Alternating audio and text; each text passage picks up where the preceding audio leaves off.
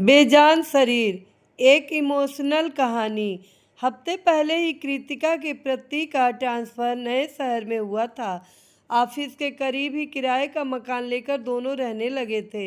एक शाम को बाजार से वापस लौटने पर मकान के गेट पर बैठे मकान के बूढ़े चौकीदार सोहन ने कृतिका से कहा कि मैडम, आज शाम को मेरे लिए भी 2 रोटियां बना दीजिएगा। सुनकर कृतिका ने मुस्कुराते हुए कहा कि ठीक है, बना दूंगी। उसी मकान में रहने वाले पड़ोसी किराएदारों से मालूम हुआ कि सोहन पास के ही एक गांव का रहने वाला, लेकिन कई साल पहले ही अविवाहित सोहन को मृतक दिखाकर उसके भाइयों ने उसकी जमीन जायदाद हड़प लिया था और सीधा सच्चा बेबस सोहन गरीबी के कारण अपने हक के लिए लड़ाई भी नहीं कर सका था। इसलिए मजबूरी में शहर के एक बड़े बिजनेसमैन के इस मकान के चौकीदार के साथ फुल टाइम नौकर की हैसियत से काम करके जीवन यापन कर रहा था।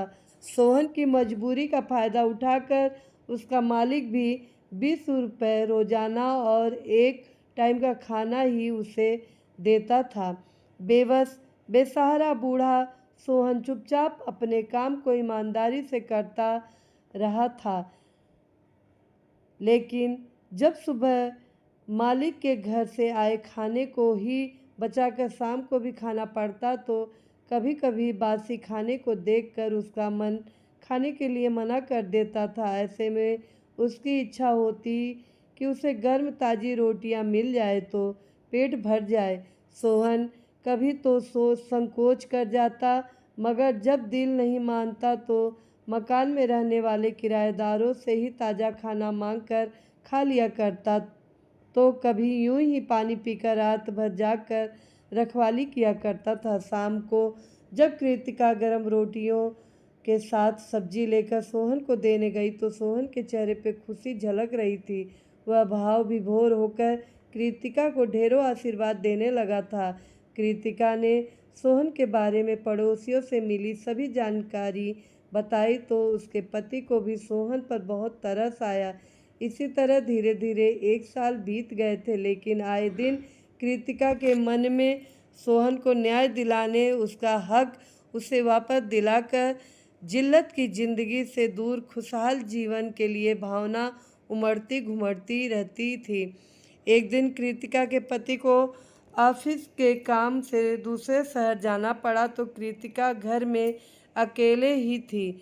वह जल्दी से अपना सारा काम निपटाकर अपनी पसंद की किताब खोलकर पढ़ने लगी, लेकिन किताब पढ़ते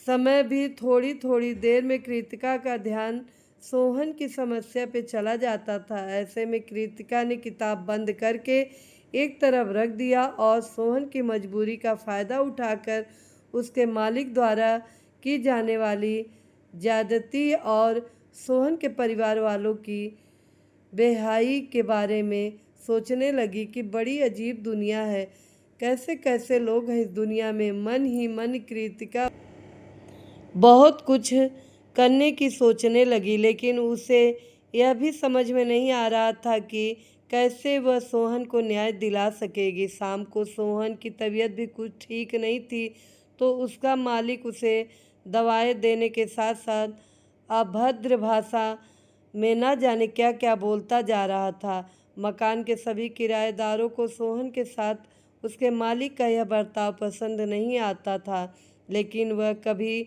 उसका पुरजोर विरोध नहीं कर सकते थे। जैसे जैसे रात गहराती चली गई वैसे वैसे सन्नाटा भी गूंजने लगा था और उस सन्नाटे के बीच बीच में सोहन के कराहने की हल्की आवाज़ भी गूंज रही थी। बाकी किराएदारों की तरह कृतिका भी सोहन का हालचाल पूछकर अपने रूम में जाकर दरवाजे को लॉक करके बिस्तर पर लेट गई। थोड़ी देर बाद सोहन के कराहने की आवाज़ भी आना बंद हो गई थी। शायद दवाओं के असर से उसे नींद आ गई थी। कृतिका हल्की नींद में ही थी कि तभी दरवाजे पर किसी ने उसे आवाज़ देकर बुलाया। पूछने पर उसके पति की आवाज़ उत्तर में आई तो कृतिका ने दरवाज़ा खोला। कृतिका के पति के हाथ में एक मोटी फाइल थी, जिसे कृतिका को दिखाते हुए उसके पति ने कहा कि देखो, यह फाइल मैंने सोहन के बारे में पूरी छानबीन करके उसे उसका हक दिलाने का फैसला कर लिया है। पति के हाथों से फाइल लेकर कृतिका ने चौंक कर खुशी से कहा कि हाँ सही, आपने बहुत अच्छा किया। हमें सोहन को न्याय दिलाना ही होगा। आखिरकार किसी जीवित इंसान को इस तरह कोई मृतक कैसे घोषित कर सकता है? ऊपर से उसका मालिक भी उसकी मजबूरी का फ़ायदा ले रहा है। कृतिका यूं ही बिस्तर पर लेटे हुए नींद में बड़बड़ा रही थी और सुबह के सूरज की धूप खिड़की से भीतर आकर कमरे की दीवारों पर फैलती जा रही थी। इतने में मोबाइल बजने लगा था। कृतिका हड़बड़ाहट में नींद से जागकर इधर उधर देखने लगी तो कमरे में उसके सिवा कोई और नहीं था। साथ ही मोबाइल पर बजने वाली ट्यून भी खामोश हो गई थी।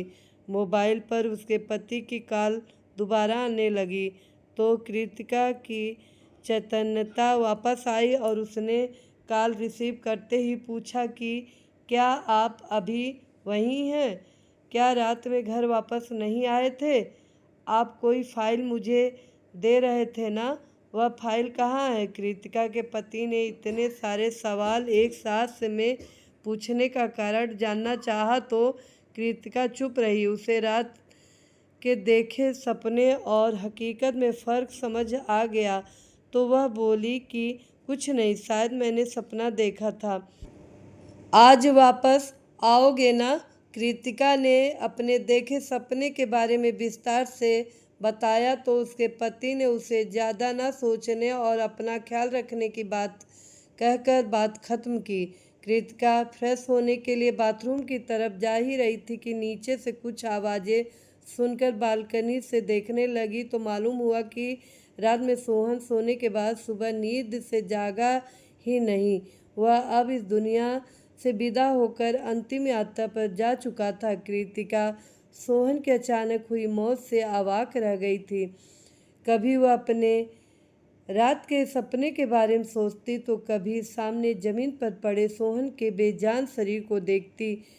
वह जीवित रहकर भी मृतक घोषित सोहन के वास्तव में मृतक होने पर विचारों के सागर में डूबती जा रही थी कि सोहन के इस बेजान शरीर ने सोहन के मृतक होने की बरसों से लिपटी पहचान को आज जीवित कर दिया। मित्रों, आप सबको ये कहानी कैसी लगी? अगर पसंद आई हो तो लाइक कीजिएगा, कमेंट कीजिएगा, ज़्यादा से ज़्यादा शेयर कीजिएगा और हमारे चैनल को सब्सक्राइब कीजिएगा।